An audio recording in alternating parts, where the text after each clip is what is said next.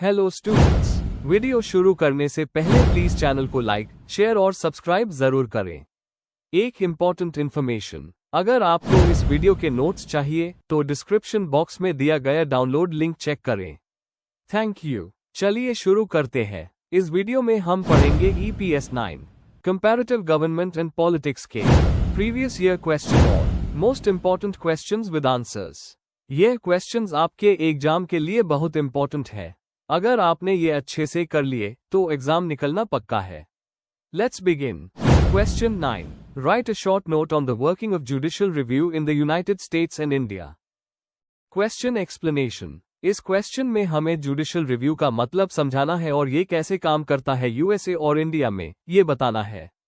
हमें scope, power और दोनों सिस्टम्स के एग्जाम्पल्स के साथ सिमिलैरिटीज और डिफरेंसेस एक्सप्लेन करने हैं। आंसर। इंट्रोडक्शन। जुडिशियल रिव्यू का मतलब है जुडिशरी का ये अधिकार कि वो लेजिस्लेचर और एग्जीक्यूटिव के बनाए हुए कानून या एक्शंस को चेक करे कि क्या वो कॉन्स्टिट्यूशन के हिसाब से वैलिड है या नहीं। ये पहली बार यूएसए में मार्बरी वी. मैडिसन 1803 केस से एस्टैब्लिश हुआ। इंडिया ने इसे अपने कॉन्स्टिट्यूशन में एक्सप्लिसिटली मेंशन किया है और इसे बेसिक स्ट्रक्चर का हिस्सा माना गया है। अब हम देखेंगे कि यूएसए और इंडिया में जुडिशियल रिव्यू कैसे काम करता है। Main body. 1. Meaning and origin of judicial review. Judicial review का मतलब है कि कोर्ट किसी भी कानून या एग्जीक्यूटिव ऑर्डर को अनकॉन्स्टिट्यूशनल डिक्लेयर कर सकता है अगर वो कॉन्स्टिट्यूशन के खिलाफ हो।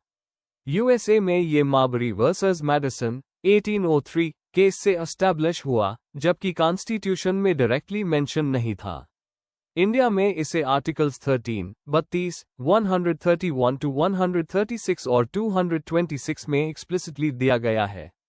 केशवानंदा भारती 1973 केस में इसे बेसिक स्ट्रक्चर का पार्ट डिक्लेयर किया गया। 2. Judicial review in the United states. Scope. USA में ये कांग्रेस के लॉज, एग्जीक्यूटिव ऑर्डर्स और स्टेट लॉज सब पर लागू होता है। की features. US supreme court final authority है। ड्यू प्रोसेस ऑफ लॉ का प्रिंसिपल फॉलो होता है। सेंट्रलाइज्ड सिस्टम है, मतलब फाइनल इंटरप्रिटेशन सिर्फ सुप्रीम कोर्ट का होता है। Examples. Brown versus board of education 1954 ने रेशियल सेग्रीगेशन को अनकॉन्स्टिट्यूशनल बोला। रो वर्सेस वेड 1973 ने अबॉर्शन का राइट दिया, जो 2022 में ओवरटर्न हुआ। इम्पैक्ट। यूएसए में जुडिशियल रिव्यू ने इंडिविजुअल राइट्स को स्ट्रांगली प्रोटेक्ट किया और एग्जीक्यूटिव, लेजिस्लेचर को चेक किया। 3. Judicial review in India. Scope. USA से भी ज्यादा ब्रॉड है, यूनियन और स्टेट लॉज, एग्जीक्यूटिव एक्शंस सब कवर करता है। की फीचर्स। आर्टिकल 13 कहता है कि जो लॉ फंडामेंटल राइट्स के खिलाफ होगा वो वॉइड होगा। सुप्रीम कोर्ट और हाई कोर्ट्स दोनों जुडिशियल रिव्यू करते हैं।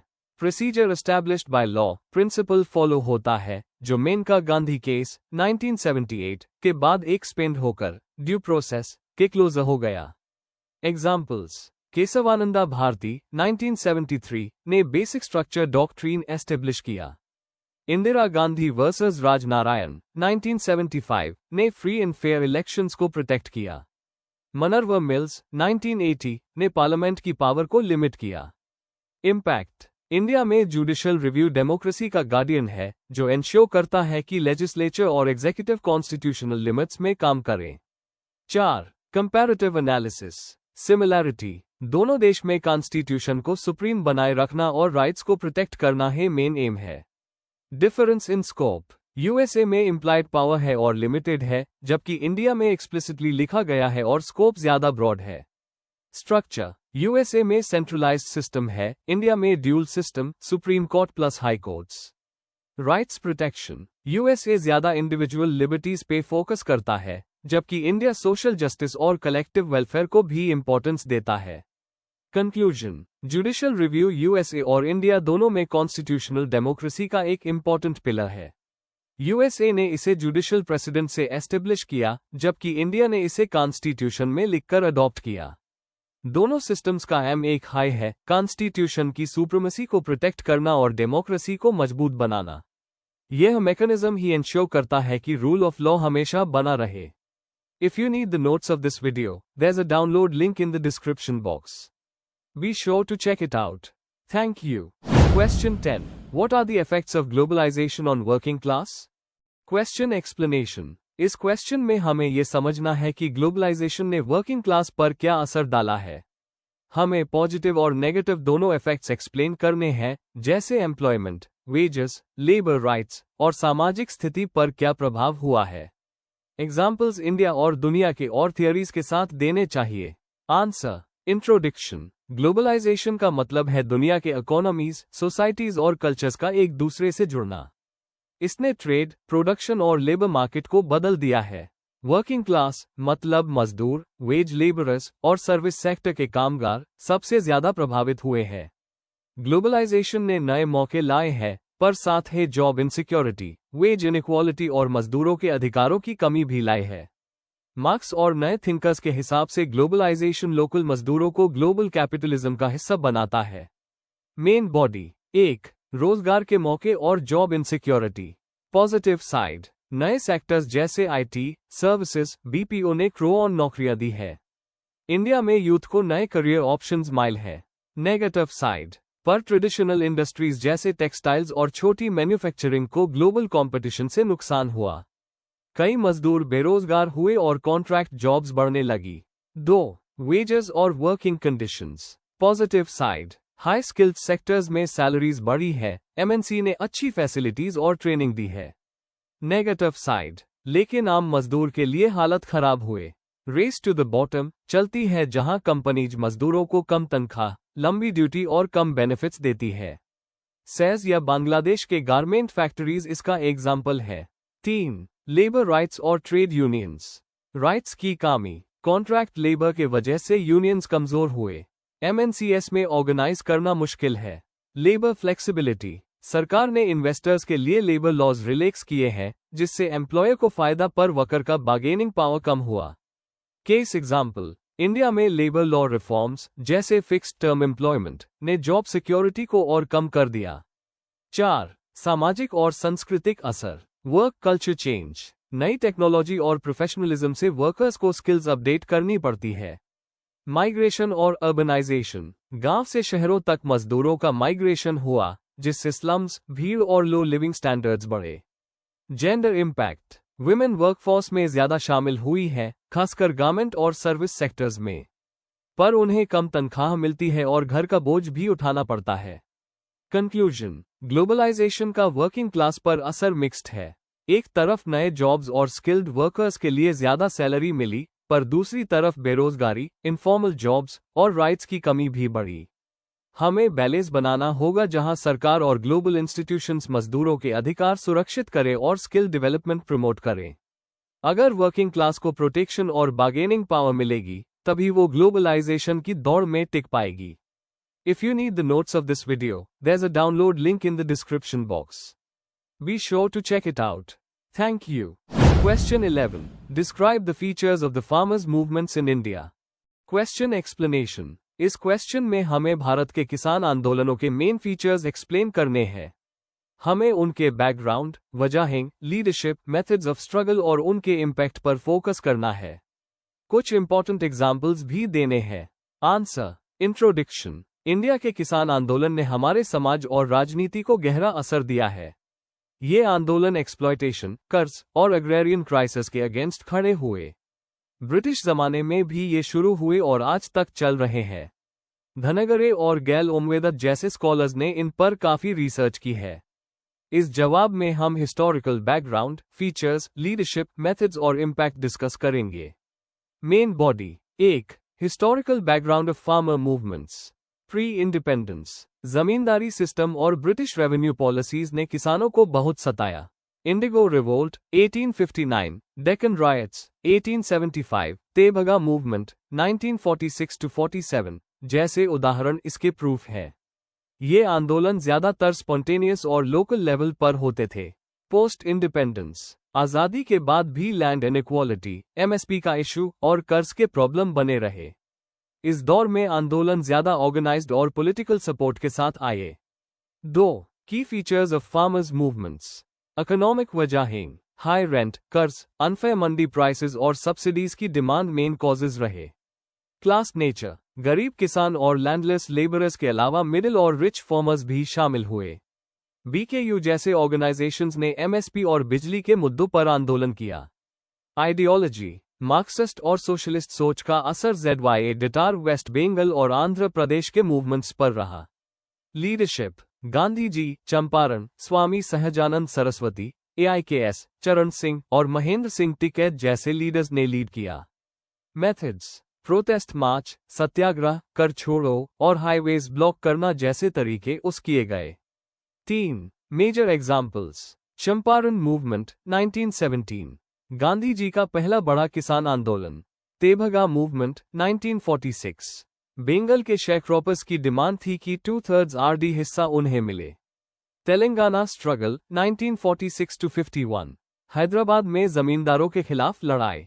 ग्रीन रेवोल्यूशन के दौर के मूवमेंट्स, बेटर प्रोक्योरमेंट प्राइस और सब्सिडीज के लिए। BKU 1980-90, टिकैत की लीडरशिप में बिजली और MSP के लिए आंदोलन। Recent farmers protest 2019-21, farm laws के खिलाफ all India level protest. 4 impact of farmer movements, policies, land reforms और MSP पॉलिसीज फार्मर स्ट्रगल्स की वजह से आए। पॉलिटिक्स, किसान एक स्ट्रॉन्ग पॉलिटिकल ग्रुप बन गए, चरण सिंह जैसे नेता उभर के आए। सोशल अवेयरनेस, राइट्स और जस्टिस के लिए यूनिटी बढ़ी। लिमिटेशंस, रीजनल और फ्रैगमेंटेड नेचर के वजह से कई मूवमेंट्स वीक भी रहे। कंक्लूजन, भारत के किसान आंदोलन एक लंबी कहानी है जो एक्सप्लॉयटेशन के खिलाफ लड़ी गई। इन्होंने हमारे देश की राजनीति, इकोनॉमी और सोसाइटी को बदलने में बड़ा योगदान दिया है। आज भी किसान आंदोलन अपने राइट्स के लिए इंस्पायर करते हैं और डेमोक्रेसी को मजबूत बनाते हैं। If you need the notes of this video, there's a download link in the description box. Be sure to check it out. Thank you. Question 12. Distinguish the unitary and federal forms of government. Question explanation. इस question में हमें unitary और federal government के बीच का अंतर समझाना है। दोनों की डेफिनेशन, फीचर्स और फंक्शनिंग एक्सप्लेन करनी है। एग्जाम्पल्स जैसे UK, फ्रांस, यूनिटरी और USA, इंडिया, फेडरल भी देने हैं। Answer, introduction. दुनिया के अलग अलग देश अपने पॉलिटिकल और सोशल नीड्स के हिसाब से यूनिटरी या फेडरल सिस्टम अडॉप्ट करते हैं। यूनिटरी सिस्टम में सारा पावर एक सेंट्रल अथॉरिटी के पास होता है, जबकि फेडरल सिस्टम में पावर सेंटर और स्टेट्स के बीच डिवाइड होता है। पॉलिटिकल थिंकर केसी वेयर ने फेडरलिज्म को डिफाइन किया था as division of powers between general और रीजनल गवर्नमेंट्स। इस आंसर में हम दोनों सिस्टम्स का कंपैरिजन डिटेल में करेंगे। Main body. 1 meaning and structure. Unitary government, सारे पावर्स एक ही सेंट्रल अथॉरिटी के पास होते हैं। लोकल या रीजनल बॉडीज की पावर सेंटर डिसाइड करता है। एग्जाम्पल, UK और France. Federal government, power constitutionally centre और स्टेट्स के बीच डिवाइड होता है। दोनों अपने अपने स्फीयर में इंडिपेंडेंट होते हैं। Example, USA, India, Canada. की डिफरेंस, यूनिटरी में सॉवरेंटी एक जगह होती है, फेडरल में डिवाइड होती है। 2 distribution of powers. Unitary, central government के पास सुप्रीम अथॉरिटी होती है। लोकल बॉडीज को पावर देना या वापस लेना पार्लियामेंट के हाथ में होता है। एग्जाम्पल, UK पार्लियामेंट का role. Federal, constitution clearly centre और स्टेट्स के पावर्स अलग करता है। इंडिया में यूनियन लिस्ट, स्टेट लिस्ट और कंकरेंट लिस्ट है। दोनों अपने स्फीयर में काम करते हैं। की डिफरेंस, फेडरलिज्म में कॉन्स्टिट्यूशनल डिस्ट्रीब्यूशन ऑफ पावर होता है, यूनिटरी में सेंट्रल डोमिनेंस।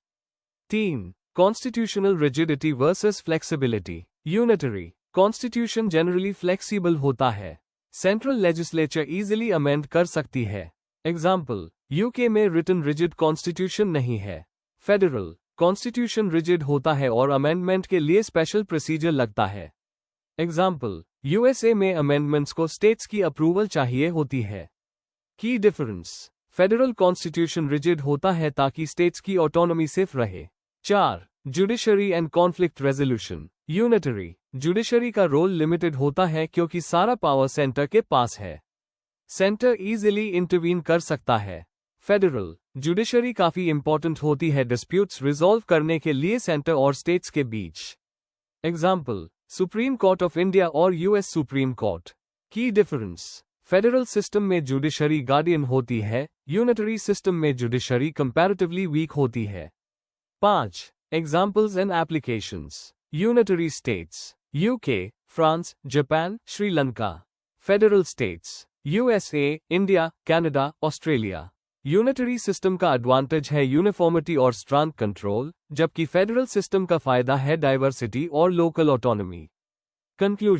कंक्लूजन ये है कि यूनिटरी और फेडरल सिस्टम्स दोनों अपने अपने हिस्टोरिकल और सोशल कॉन्टेक्स्ट के हिसाब से डेवलप होते हैं।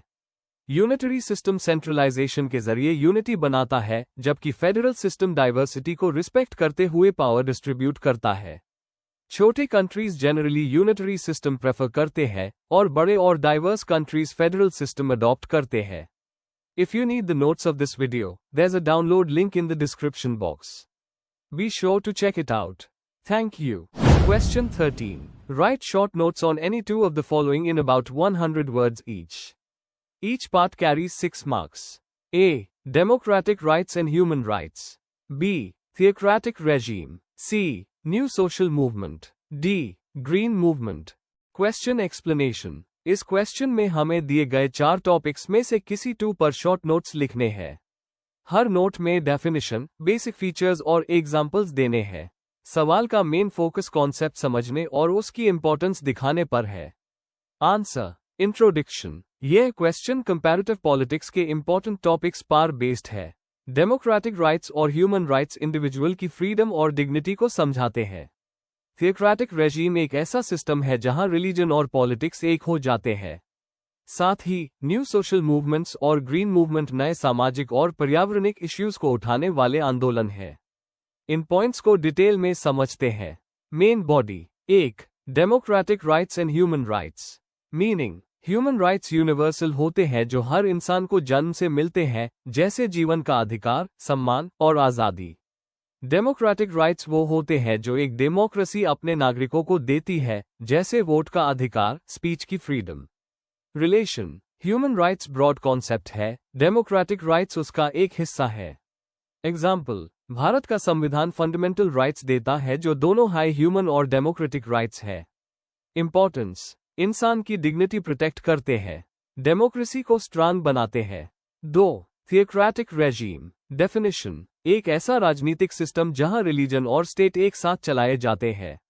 एग्जाम्पल्स। ईरान जहां सुप्रीम लीडर पॉलिटिकल और रिलीजियस दोनों अथॉरिटी रखता है। पुराने समय में इस्लामिक कैलिफेट और PayPal states. Features. Law religious scripture पर बेस्ड होता है, जैसे शरिया। सेकुलरिज्म और पर्सनल फ्रीडम लिमिटेड होती है। क्लर्जी और पॉलिटिकल लीडर्स का रोल एक साथ होता है। क्रिटिसिज्म। ज्यादा ऑथोरिटेरियन नेचर, इंसान की लिबर्टी रिस्ट्रिक्ट होती है।